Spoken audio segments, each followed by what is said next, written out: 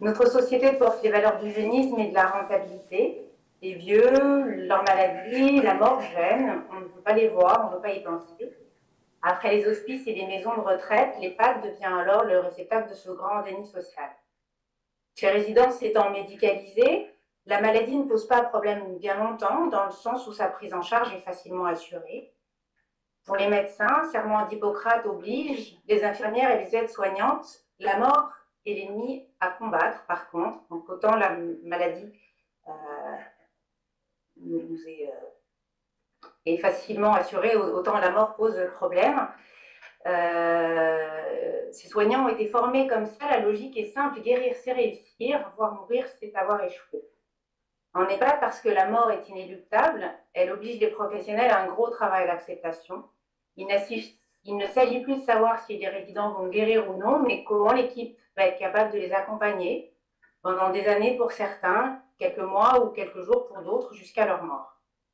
Ça paraît évident quand on l'écrit, mais ça reste bien plus compliqué sur le terrain. Pour exemple, cette excellente soignante qui avait fait un accompagnement fin de vie irréprochable, voit arriver la famille après le décès, qui passe la porte d'entrée de l'établissement, elle veut se soustraire parce qu'elle se sent mal à l'aise et puis ils sont là, ils viennent vers elle s'approche et leur dit « je m'excuse », alors même qu'elle avait vraiment toutes les raisons d'être fière de son accompagnement. De mars 2019 à février 2020, l'établissement de 84 résidents et d'une cinquantaine de salariés que je dirige s'est lancé dans une démarche fin de vie ambitieuse dont l'objectif principal était de permettre à tous les acteurs de l'EHPAD d'aborder la mort collectivement et non plus individuellement.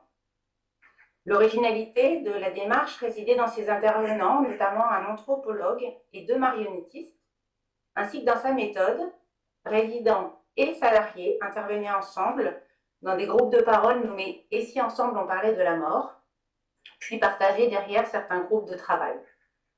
De fait, les échanges ont eu lieu et l'EHPAD s'est petit à petit transformé, chassant le tabou hors les murs, choisissant collectivement ses rituels.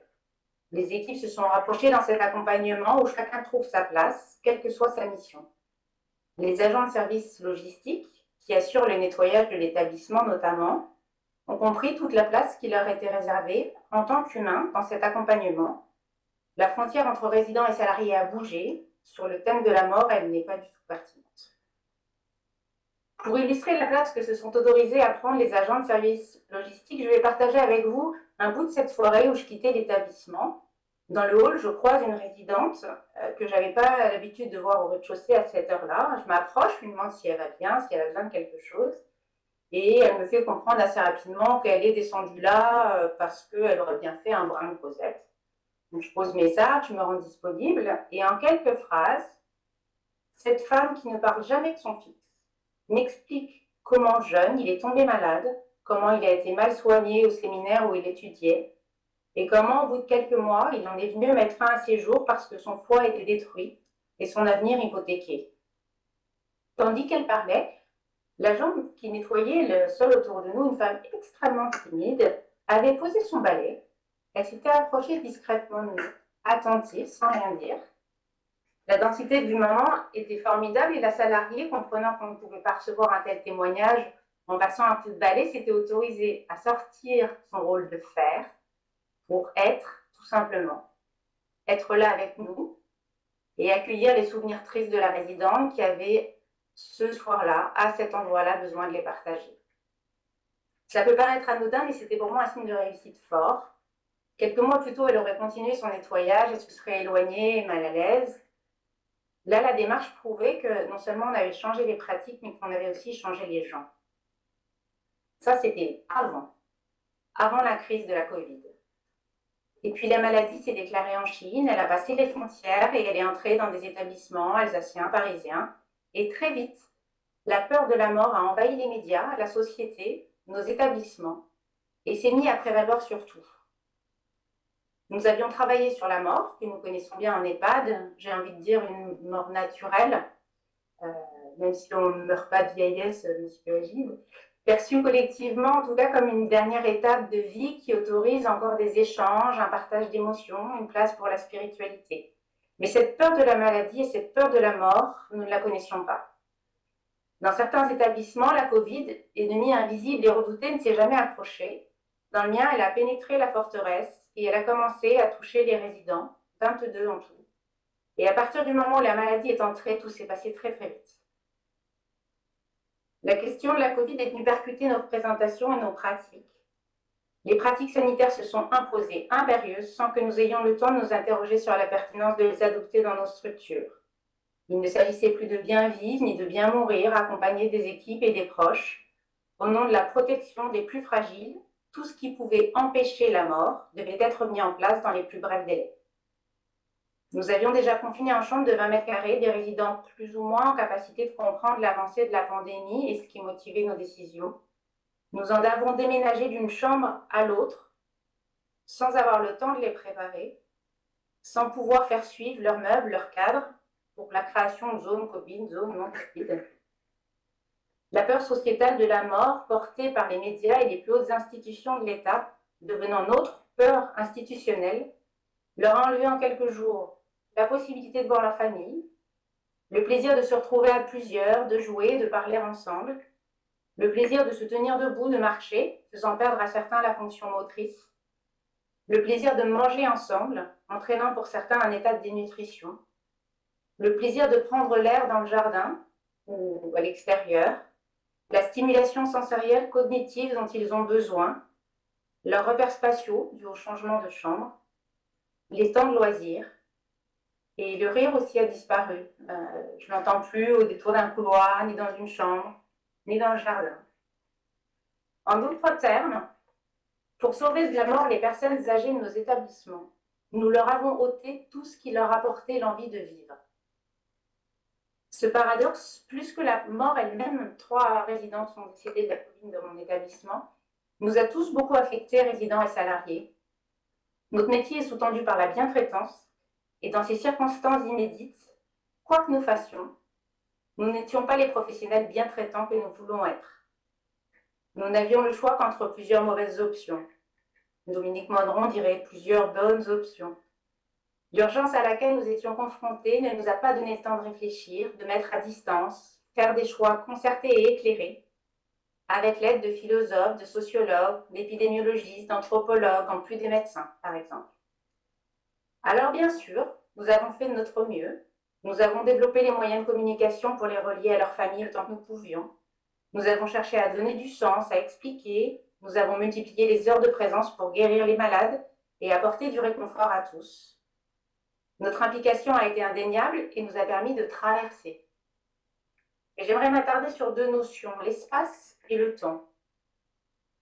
Leur espace et leur temps, qui n'est pas forcément le nôtre. Le confinement s'est appliqué à chaque citoyen. Une personne âgée en EHPAD est un citoyen et en tant que tel a dû être confinée. C'est un syllogisme, je n'ai pas de problème avec ça. Sauf que notre chez nous était un appartement, une maison, un jardin pour les plus chanceux. Nous avions même le droit d'en sortir 1 heure par jour. Et autre élément qui a son importance, nous vivons le plus souvent en couple, en famille. Les plus solitaires d'entre nous ont accès à de multiples moyens de communication. Or, notre peur de la mort nous a fait décider que le chez eux des résidents serait leur chambre de 20 mètres carrés et non l'établissement ou l'un de ses étages. Les sorties, quant à elles, étaient tout simplement proscrites. Cela fait une sacrée différence. Sans oublier que les déficiences visuelles et auditives de nombre des résidents les coupent déjà partiellement du monde dans les circonstances habituelles. Qu'en est-il du temps? Pouvons-nous comparer l'attente de 3 mois pour une personne de 20 ou 50 ans et cette même quantité de jours pour une personne de 90 ou de 100 ans? Le compte à rebours n'est pas le même. Alors, je ne sais pas si vous la voyez en entier. Il s'agit d'une scène de Charlie et la chocolaterie. Donc Charlie vient de recevoir sa plaquette de chocolat la veille de son anniversaire et il demande à ses 4 grands-parents, qu'on voit installés sur le lit à l'intérieur de la maison, « Je devrais peut-être attendre demain ?» Et l'un des grands-pères de répondre « Foutre non, à nous 4, on a 381 ans, on n'attend pas. Nous, nous y sommes pris différemment de Charlie. Nous n'avons tout simplement pas consulté les résidents. Nous organisons des commissions restauration pour savoir ce qu'ils veulent manger. Nous organisons des commissions animation pour savoir comment ils veulent se distraire. Mais dans le feu de l'action, nous nous sommes abstenus de leur demander comment ils voulaient vivre le confinement. Cela s'est imposé à nous, à eux, fin de la discussion, au nom de la légitimité à les protéger, à moins que nous ayons eu d'autres choses à protéger que leur vie. Dans la tourmente, nous n'avons pas pu nous rapprocher aux rituels que nous nous étions choisis lors de notre démarche fin de vie, leur quasi-totalité étant devenue inopérante. Par exemple, le confinement et la sectorisation interdisaient les temps d'hommage collectifs qui permettent à chacun de dire au revoir autour d'un petit pot, autour de la table où le résident déjeunait, et qui réunissaient les résidents, familles et les salariés. Or, si le confinement est voué à disparaître, la sectorisation au long cours comme moyen de prévention mérite d'être vraiment réfléchie avant d'être appliquée. Elle appauvrirait considérablement l'animation au sein des établissements. Alors, sans juger ce qui a été fait, sans juger les consignes du ministère de la Santé, de partager vie et des équipes hospitalières qui nous ont largement soutenus, consignes que j'ai relayées auprès de mes équipes et dont j'assume la pleine responsabilité, je me pose aujourd'hui beaucoup de questions. Nous rencontrons une première crise, qui n'est d'ailleurs pas terminée. Nous pouvons imaginer que nous en connaîtrons d'autres. Quelles leçons allons-nous tirer de ces derniers mois pour affronter la suite? Saurons-nous résister à la vision sanitaire de la mort, qui est, je le rappelle, une forme d'échec, pour affirmer nos spécificités et faire de nos établissements des lieux pleins de vie encore, des lieux de rencontre, des lieux où l'on rit, des lieux où la mort inéluctable n'est pas redoutée mais accompagnée? Cette crise sanitaire passée, comment construirons-nous les pas de demain? Avons-nous le courage et la volonté de laisser vraiment les résidents choisir et agir pour eux-mêmes autant qu'ils le peuvent? Et enfin, sommes-nous capables d'accepter la vulnérabilité des êtres humains?